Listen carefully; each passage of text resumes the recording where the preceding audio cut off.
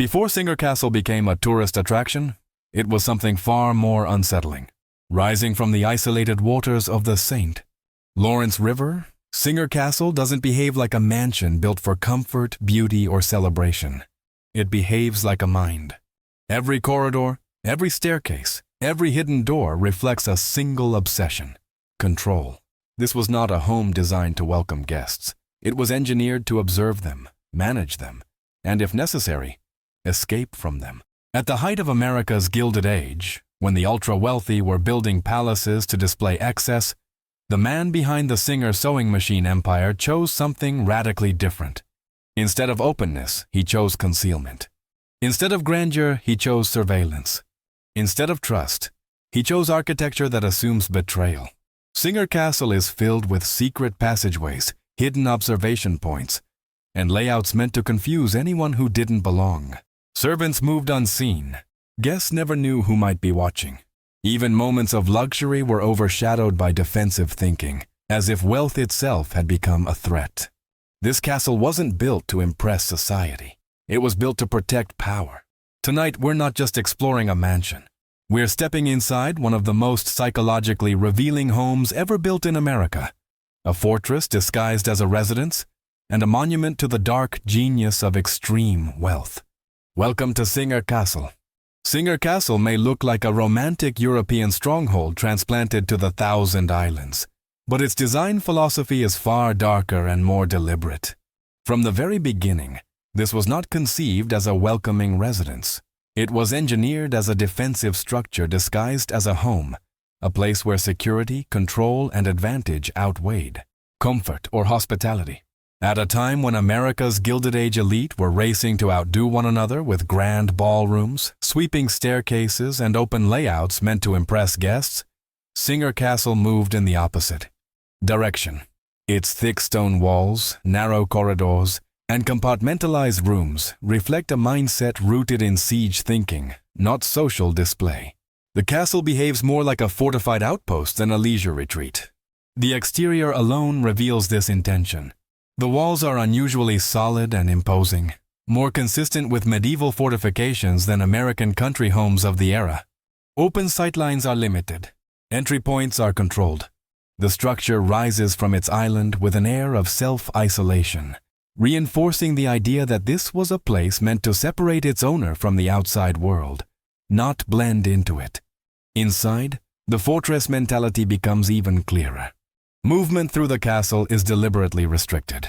Hallways are narrow, often bending unexpectedly, preventing anyone from seeing too far ahead. Rooms are stacked and layered in a way that limits direct access, forcing visitors to follow prescribed paths. This wasn't accidental. It ensured that anyone unfamiliar with the castle would feel subtly disoriented, always one step behind the space itself.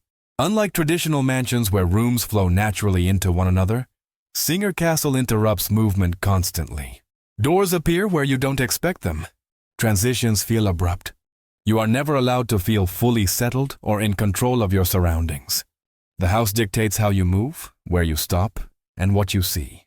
Even the placement of communal spaces reflects this defensive logic. Rather than serving as open gathering areas, they are positioned to be observed and managed. From elevated points and hidden vantage locations, activity below could be monitored without detection. In effect, the castle created a hierarchy of power embedded directly into its architecture. This design approach reveals a profound psychological truth about its creator. Extreme wealth did not bring a sense of safety. It brought fear. Fear of intrusion. Fear of betrayal. Fear of losing control. Singer Castle answers those fears not with warmth or beauty, but with stone, secrecy, and strategy. Where other Gilded Age mansions sought to celebrate prosperity, Singer Castle sought to defend it. The result is a home that never truly relaxes. It stands alert, watchful, and prepared, an architectural manifestation of paranoia sharpened into genius. Singer Castle was never meant to feel like home. It was meant to feel secure. Singer Castle contains an unusually large and sophisticated network of secret passageways, hidden staircases, and concealed corridors, far beyond what was typical even for extravagant Gilded Age estates. These were not playful novelties or architectural tricks meant to amuse guests. They were practical tools designed to give certain people inside the castle the ability to move unseen, observe silently, and maintain constant control over the environment. Unlike grand mansions where servants' roots were simply tucked away for aesthetics, Singer Castle's hidden paths were deeply integrated into the structure. They run vertically and horizontally, connecting floors, rooms, and towers in ways invisible to the uninitiated. Someone who knew the castle well could travel through it almost like a shadow, appearing suddenly, disappearing just as quickly, and leaving others unsure if they had ever been alone at all. This design served two purposes. First, it allowed servants to perform their duties without intruding into elite spaces, reinforcing rigid social hierarchies. But more importantly, it allowed for surveillance. These passages were positioned strategically near gathering rooms, bedrooms, and hallways where conversations naturally occurred. Through concealed openings, peepholes, and narrow observation slits, activity could be monitored without alerting those being watched. In an era long before cameras or electronic security systems, Singer Castle functioned as a human surveillance network. Knowledge became power. Whoever controlled these passageways controlled information, who was speaking to whom, where people moved, and how long they stayed. This gave the owner an invisible advantage over guests and staff alike. The psychological impact of this design cannot be overstated. Visitors might sense movement, hear faint sounds, or feel watched without ever seeing anyone. The castle subtly undermined a person's sense of privacy. Even in moments of apparent solitude, the architecture suggested that someone could be nearby, just out of sight. For servants, the system created a constant state of alertness. They were expected to be everywhere and nowhere at once, available instantly but rarely visible. Their lives unfolded within the walls themselves, navigating narrow staircases and low-ceilinged corridors that emphasized obedience and anonymity. The castle ensured they were part of the machinery rather than independent individuals. These passageways also served a defensive role.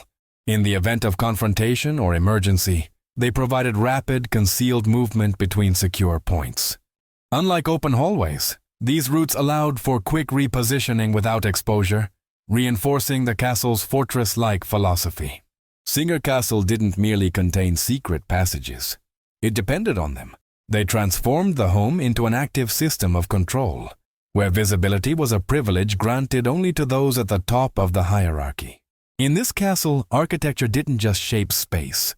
It shaped behavior. One of the most unsettling aspects of Singer Castle's design is the way several rooms were engineered to be observed from elevated, hidden positions. This wasn't accidental or decorative. It was a deliberate architectural strategy that placed power literally above the people being watched, reinforcing hierarchy, dominance, and psychological control. Unlike traditional mansions where balconies and upper levels were meant to showcase beauty or allow social interaction, Singer Castle's elevated spaces often serve a quieter, more disturbing function. Small openings, hidden landings, and shadowed vantage points overlook key rooms where people gathered, spoke, and relaxed, often without realizing they were being monitored. These observation points were carefully positioned to maintain invisibility. From below, they blended into architectural details, beams, recesses, or darkened corners near the ceiling. From above, they provided a clear view of movement, posture, and behavior. Conversations could be followed. Interactions could be studied. Silence became a form of power. This vertical surveillance gave the castle an almost predatory quality. To be above someone without being seen is to control the narrative, to know more than they know about you. In Singer Castle, elevation equaled authority. Those who occupied the hidden upper roots could watch without interruption, while those below remained exposed and unaware. The psychological effect on guests was subtle but powerful. Many reported feeling uneasy without understanding why. High ceilings, dim transitions, and the sense that space extended beyond visible boundaries created an atmosphere of vulnerability. Even in comfortable rooms, the architecture denied the feeling of privacy. For the owner, these vantage points served as a form of human intelligence gathering. Who lingered? Who appeared nervous? Who spoke freely and who remained guarded? Architecture became a tool for reading people, turning rooms into silent interrogation spaces without questions ever being asked. Servants, too, were subject to this vertical hierarchy. Knowing that supervision could come from above reinforced discipline and obedience. Unlike open oversight, which invites resistance, hidden observation removes certainty. One behaves differently when the watcher might be invisible. This design philosophy echoes structures associated with control rather than hospitality. Prisons, military fortifications, and institutional buildings where authority is meant to be felt rather than seen.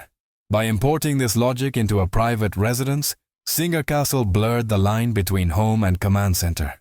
In these rooms, the most important presence was often the one you couldn't see. Singer Castle didn't just shelter its occupants. It watched them.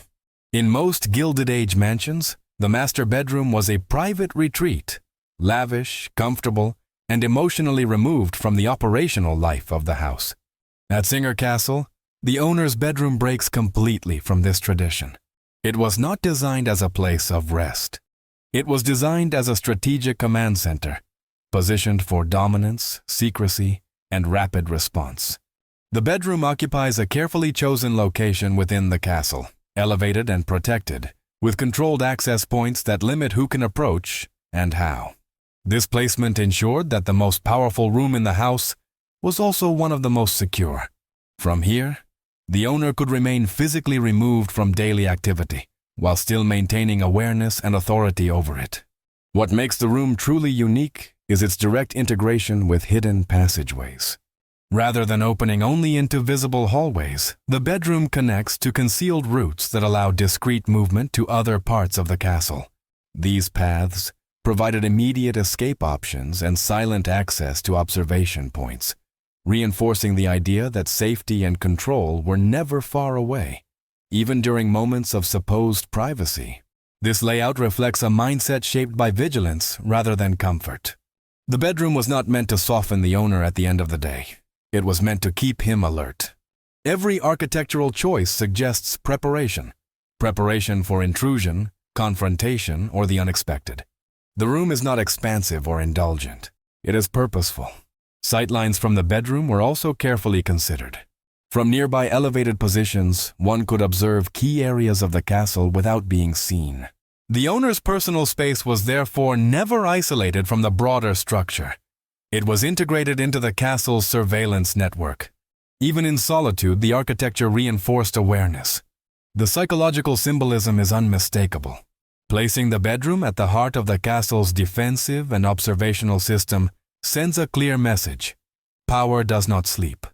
Authority remains active, even behind closed doors. This wasn't about paranoia alone. It was about maintaining dominance at all times. Servants approaching this space would have been acutely aware of its status. Restricted access, indirect routes, and the absence of casual flow reinforced the idea that this room belonged to a higher order within the house.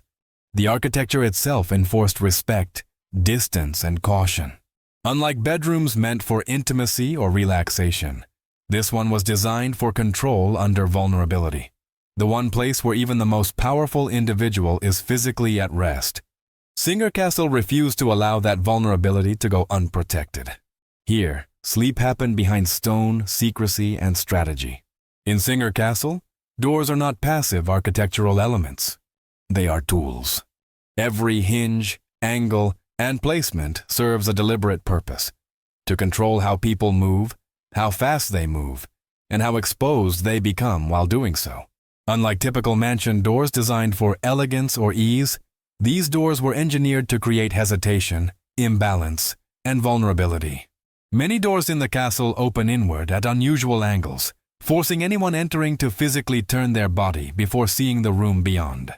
This moment, brief but intentional, gives those already inside a tactical advantage.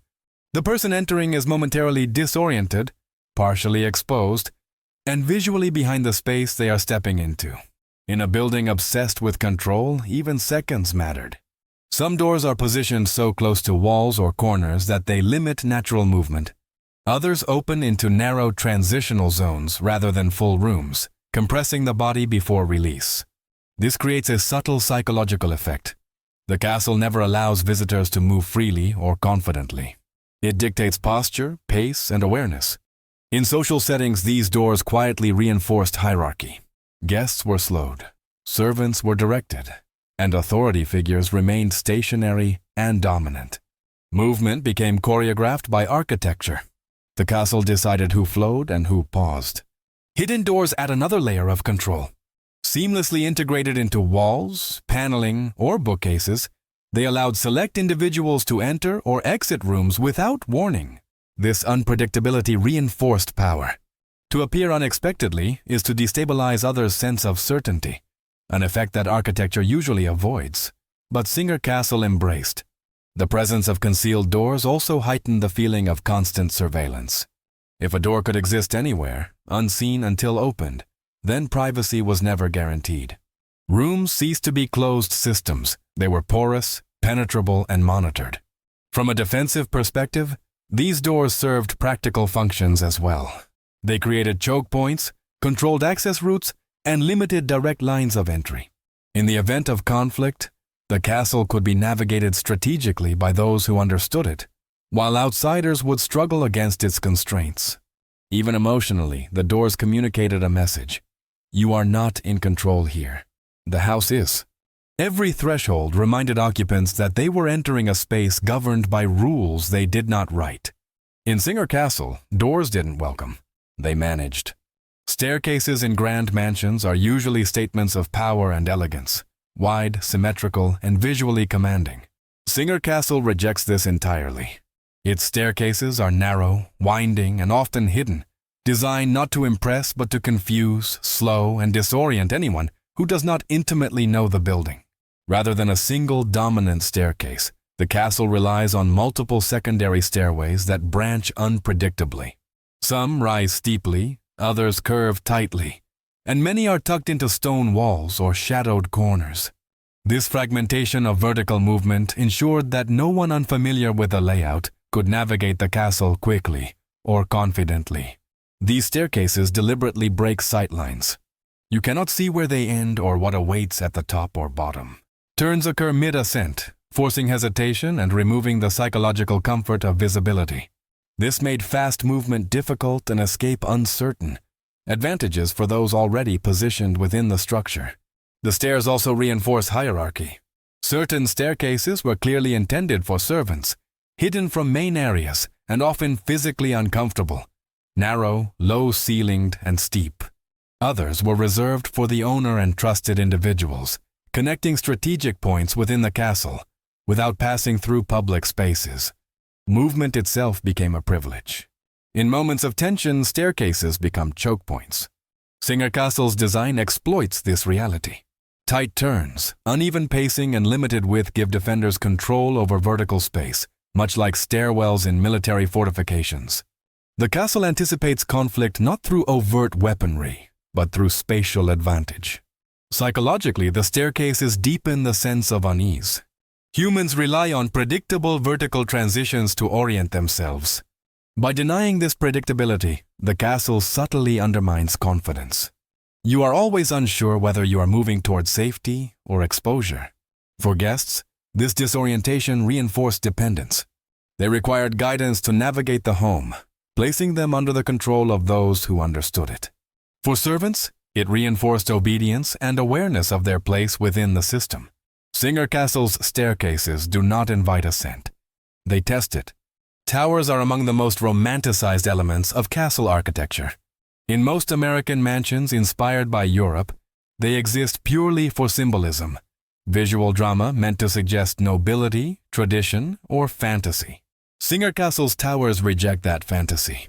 They were built for observation, surveillance, and dominance, not romance. Each tower serves a practical purpose within the castle's broader system of control. Elevated above the main structure, they provide sweeping views of the surrounding landscape and waterways. From these heights, movement across the island and activity on the river could be monitored long before anyone reached the castle itself. This early warning capability reinforced the estate's defensive posture.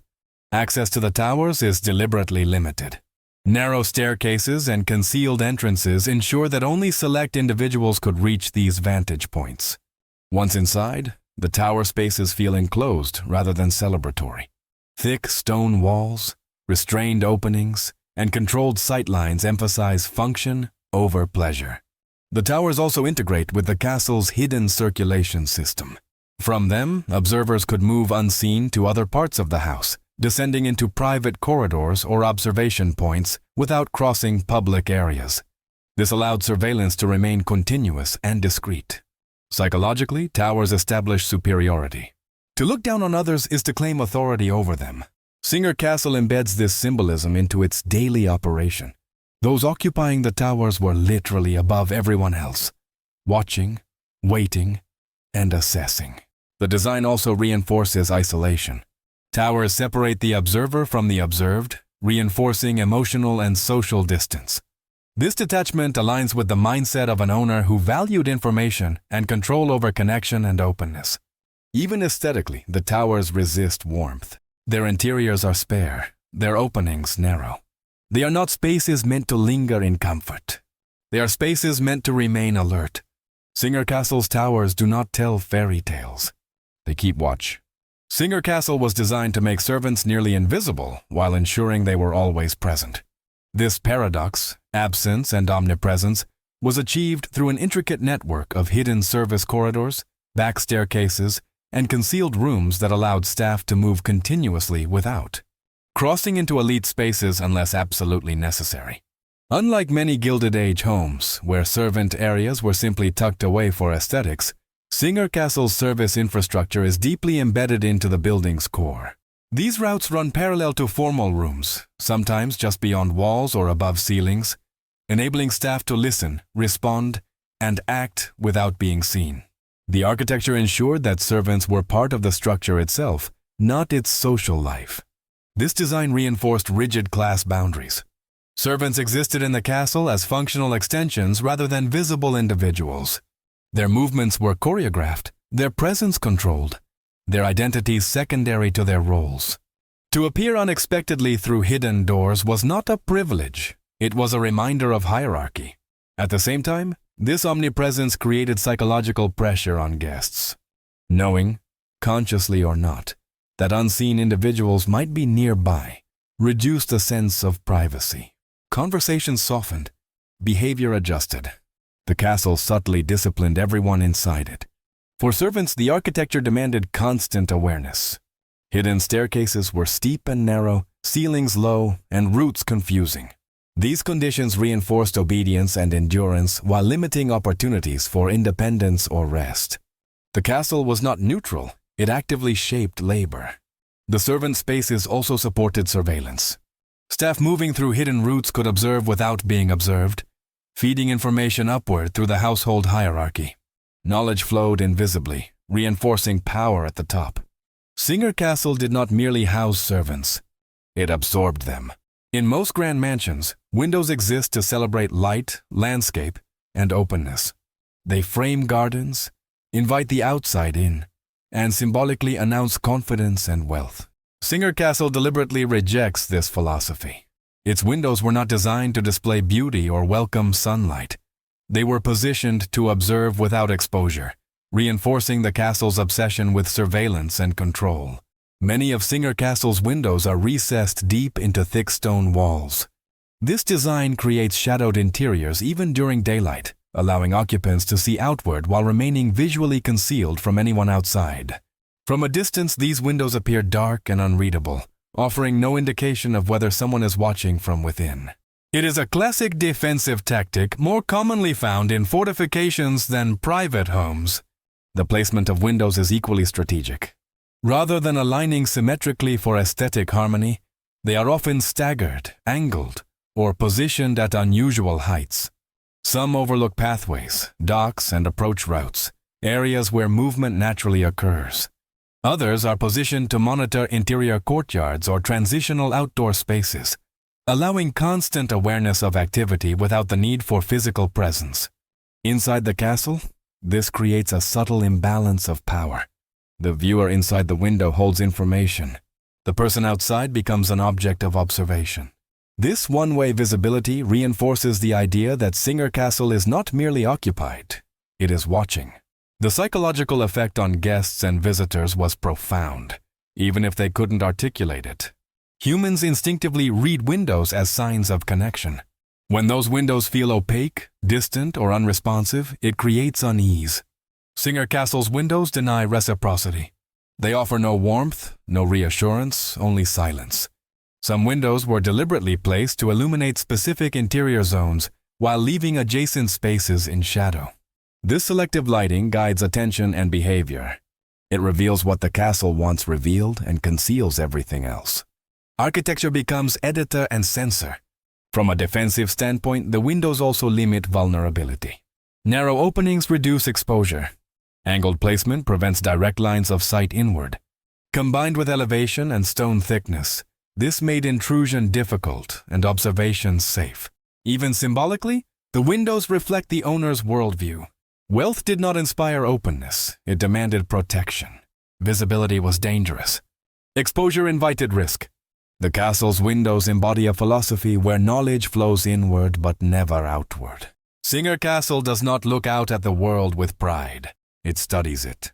Singer Castle's most sophisticated defense system isn't made of stone, iron, or hidden doors. It's made of human psychology. Long before visitors notice the secret passages or unusual doors, they experience something harder to define, a persistent sense of unease. This reaction is not accidental.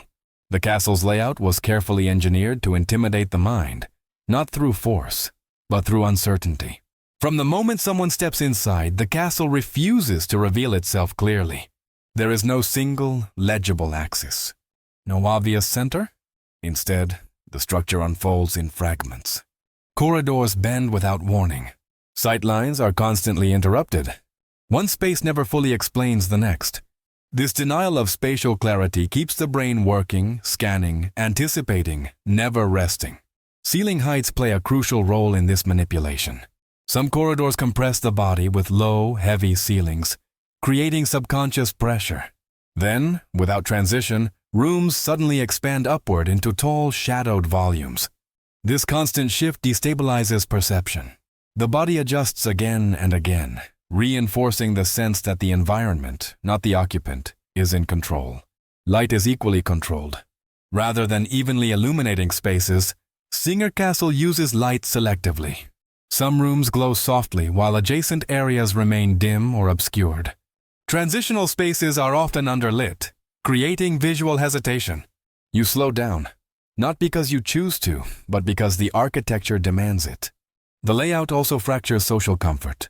Instead of encouraging open gathering, public areas are divided into smaller, semi-contained rooms connected by narrow passageways. This discourages collective ease. Groups break apart naturally.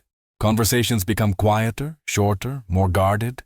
The castle subtly suppresses social confidence. Sound behaves unpredictably as well. Thick stone walls absorb noise unevenly.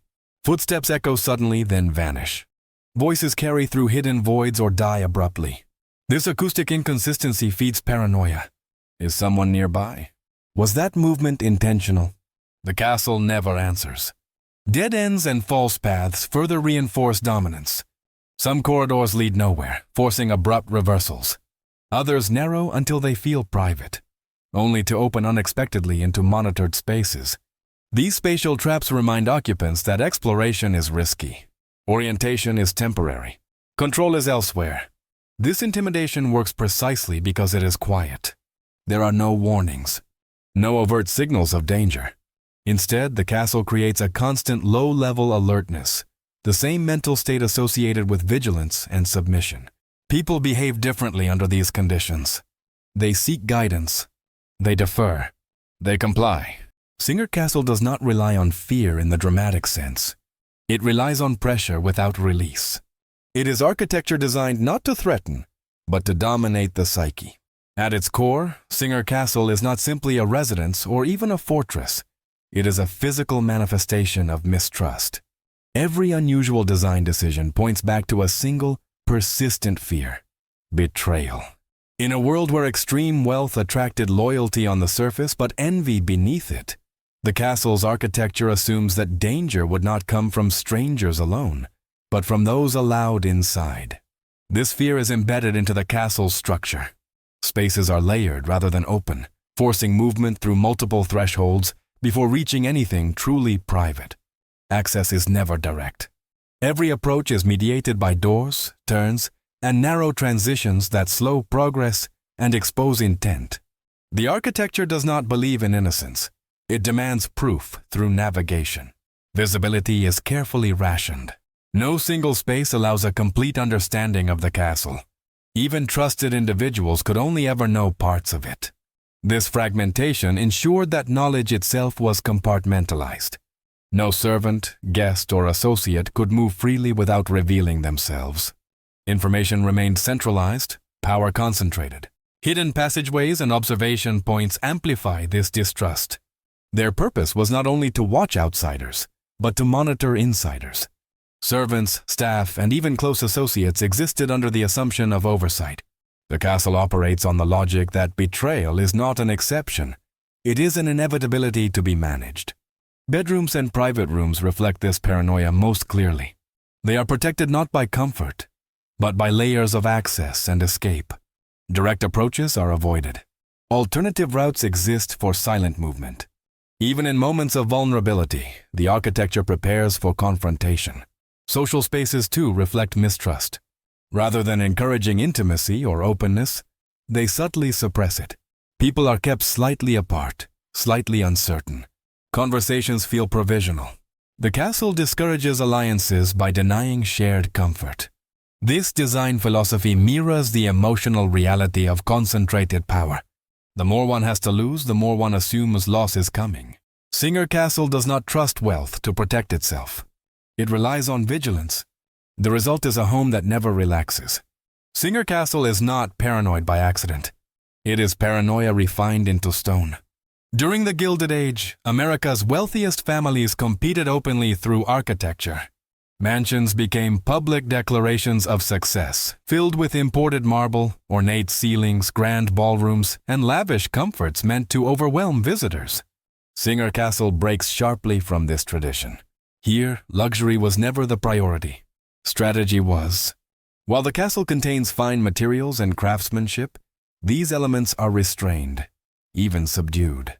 Stone, iron, and heavy wood dominate the interiors, chosen not for elegance but for durability and control. Decorative excess is minimal. Comfort exists, but it is tightly managed, never indulgent. The message is clear. This is not a place for pleasure. It is a place for power to endure. Rooms are often smaller than expected for a mansion of this scale. Instead of sprawling spaces designed for entertainment, Singer Castle favors compartmentalization. This allowed for easier monitoring, faster isolation, and greater command over activity. Spaciousness, which encourages relaxation and social equality, was intentionally avoided. Furniture placement and room proportions reinforce this philosophy. Seating arrangements emphasize hierarchy rather than conversation. Walls remain thick and visually dominant, reminding occupants of permanence and protection rather than softness or escape. Even areas meant for rest retain an underlying tension. This prioritization of strategy over luxury reflects a worldview shaped by control. Wealth was not something to celebrate openly. It was something to defend. Comfort in this context became a liability. Too much ease dulls awareness. Too much beauty invites attention. Singer Castle's restraint is itself a statement. While other industrial magnates displayed confidence through excess, this home displays confidence through preparedness. It does not attempt to seduce visitors. It evaluates them. In Singer Castle, luxury bows to vigilance. Long before security cameras, motion sensors, or digital monitoring, Singer Castle achieved something extraordinary. It functioned as a fully analog surveillance system, operated through architecture, human movement, and spatial intelligence. The castle did not rely on technology to watch. It relied on design. Every major space in Singer Castle connects directly or indirectly to hidden routes, elevated vantage points, or controlled sightlines. These elements work together like components of a network. Corridors act as conduits. Observation points function as monitoring nodes. Servants and trusted individuals become mobile sensors, moving information silently through the structure. Unlike modern surveillance, which is visible in its absence, Singer Castle's system was deliberately ambiguous. Occupants could never be certain when they were being observed. Only that observation was possible. This uncertainty is the system's greatest strength. When people believe they might be watched, they regulate themselves. Behavior changes without enforcement. Information flowed upward through hierarchy. Servants saw and heard far more than guests realized. Their hidden roots allowed proximity without presence. Conversations, habits, routines, all became data. That data did not remain scattered. It was consolidated through access points only a few controlled. The architecture ensured redundancy. If one route was blocked, another existed. If one vantage point was compromised, another remained. The castle did not depend on a single perspective. It layered them. Surveillance was constant, flexible, and resilient. Even silence played a role. Quiet spaces allowed subtle sounds to travel. Footsteps on stone. Doors opening. Movement above or below. The castle listened as much as it watched. What makes this system remarkable is its invisibility. There are no obvious guard posts. No overt control rooms. Surveillance is embedded so deeply that it feels natural, inevitable. Singer Castle did not need eyes everywhere. It needed doubt everywhere. Singer Castle was built decades before electronic surveillance, yet it achieved something remarkably similar through architecture alone. Taken as a whole, the castle functions not as a passive residence, but as a manual surveillance system, where walls, corridors, staircases, servants, and sightlines replace cameras, sensors, and control rooms. Observation was not added later. It was designed into the building's DNA. The system begins with visibility control. Very few rooms exist in isolation. Most connect indirectly to hidden passages, elevated walkways, or adjacent service corridors. This ensures that activity in any major space can be observed, overheard, or accessed without direct exposure. The castle never relies on a single point of awareness.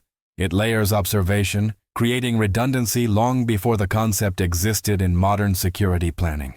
Human movement was a critical component of this system. Servants were not merely staff. They were mobile observers, moving constantly through hidden routes that paralleled formal spaces. These routes allowed them to hear conversations, notice behavioral changes, and track routines without becoming visible participants. Information gathered through these movements flowed upward through hierarchy, consolidating knowledge where power resided. Unlike modern surveillance, which is often obvious in its absence, Singer Castle's system thrived on uncertainty. Guests could not tell when they were being watched, or by whom. The possibility alone was enough. This ambiguity created self-regulation. Voices lowered. Movements slowed. Behavior became cautious. The castle didn't need to intervene. It let people discipline themselves. Architectural acoustics further reinforced this effect. Thick stone walls absorbed sound unevenly, while hidden voids and narrow corridors transmitted unexpectedly. Footsteps might echo loudly in one space and disappear in another. A whispered conversation might feel private, only to carry upward through unseen channels. Sound itself became a surveillance tool. Observation points were distributed strategically. Towers, upper landings, concealed openings, and shadowed elevations allowed watchers to reposition without being detected. If one vantage point became compromised, another remained active. The system did not depend on constant presence, only on constant potential. There was no central control room because the entire castle was the control room. Knowledge moved through people, architecture, and habit. The house remembered routines. It exposed deviations. It rewarded predictability and punished curiosity. What makes this system truly powerful is that it never announces itself. There are no visible guards, no obvious barriers, no explicit warnings. Surveillance is implied, not declared. That implication is enough. Singer Castle did not watch everyone all the time. It made everyone feel as though it could. Singer Castle cannot be fully understood as a family home, a social venue, or even a defensive structure. At its core, it is something far more intimate and revealing, a three-dimensional portrait of one man's psychology. Every corridor, tower, hidden stair, and shadowed room reflects a single world view, one shaped by immense power, relentless vigilance, and a deep need for control. Unlike traditional mansions designed to accommodate generations, guests, and public life, Singer Castle resists shared ownership. Its complexity discourages collective understanding. No one person, servant, guest, or associate could ever fully know the building. This ensured that the castle, like its owner, remained unknowable, protected by layers of separation. The architecture reveals a personality uncomfortable with transparency. Spaces do not open freely. They reveal themselves reluctantly, piece by piece, much like trust that must be earned. Even movement through the castle mirrors this mindset. Indirect, cautious, and measured. Nothing is immediate. Nothing is given without effort. The emphasis on surveillance, hidden access, and controlled sightlines suggests an individual who believed that power invited constant threat. Success did not bring peace. It demanded readiness. The castle assumes conflict not as a possibility, but as a condition of existence. Even moments traditionally associated with vulnerability, sleep, solitude, reflection, are fortified. Bedrooms connect to escape routes. Private spaces are layered with protection. This is not architecture built for relaxation. It is architecture built for never letting one's guard down. Social interaction within the castle is also shaped by this psychology. The layout discourages intimacy and prolonged comfort. Conversations feel provisional. Relationships remain formal. The environment reinforces emotional distance, ensuring that personal connections never weaken authority. Singer Castle does not express joy, warmth, or generosity. It expresses control refined into habit. It is not cruel, but it is relentless. It does not threaten, but it never trusts. In this sense, the castle becomes more than a residence. It becomes a mind externalized into stone, a place where fear is not hidden, but organized, where vigilance is not reactive, but constant. Singer Castle was not built to house a life. It was built to protect a worldview. Singer Castle stands as one of the earliest and most striking examples of what can only be described as a paranoid mansion, a private residence designed not around comfort, beauty, or social life, but around anticipation of threat. Long before panic rooms, gated communities, or digital surveillance, this castle transformed fear into architecture with unsettling precision. What separates Singer Castle from other fortified homes of its era is not merely its defensive features, but the consistency of its mindset. Paranoia here is not occasional or reactionary. It is systematic. Every design decision, from the smallest doorway to the highest tower, aligns with a single assumption. Danger is always possible, and preparedness must be constant. Unlike castles built in genuinely hostile environments, Singer Castle existed in relative isolation and privilege. Its threats were abstract: betrayal, intrusion, loss of control, rather than armies or invasions. This makes its architecture psychologically revealing. The castle defends against imagined futures as much as real risks. The structure anticipates being watched, challenged, or undermined. It responds by watching first. Observation replaces trust. Control replaces openness. Layers replace transparency. The house becomes an active participant in maintaining authority. This type of design would later become common among the ultra-wealthy. But Singer Castle was ahead of its time. It predates modern security logic while embodying its principles. Uncertainty as deterrence, redundancy as strength, and architecture as behavior control. What makes the castle especially disturbing is how natural it feels once inside. The intimidation is subtle. There are no obvious warning signs. The house does not announce itself as defensive. It simply conditions those within it. People adapt without realizing why. Singer Castle reveals a truth often hidden behind wealth. Power does not eliminate fear. It amplifies it. The more one has to lose, the more one builds to protect it. In this sense, the castle is less about danger and more about psychology. It is not a home that reacts to paranoia. It is a home that expects it. Singer Castle does not belong to fantasy or romance. It belongs to a moment when American wealth began to fear itself. Singer Castle doesn't linger in the mind because of its beauty. It lingers because of what it reveals. When you step back and look at the castle as a whole, it becomes clear that this was never just a residence. It was a response to power, wealth, and the fear that comes with both. Every hidden passage, Every watchful window, every disorienting corridor tells the same story. This was a man who believed that safety came not from trust, but from vigilance. While other Gilded Age mansions celebrated excess and confidence, Singer Castle prepared for betrayal. It assumed that danger could come from anywhere, guests, servants, even silence itself. And rather than confront that fear openly, it buried it in stone, turning architecture into armor and design into defense. What makes Singer Castle truly unsettling is how modern it feels. The strategies used here, controlled access, layered security, surveillance without visibility, are now common among the ultra-wealthy. Long before cameras and alarms, this castle proved that the most powerful form of security is psychological. Singer Castle is not a symbol of comfort. It is a symbol of control. And in that sense, it forces us to ask an uncomfortable question. When wealth reaches its extreme, does it bring peace? Or does it build walls? Because behind the towers and stone of Singer Castle lies a truth still relevant today. Power doesn't just protect, it watches.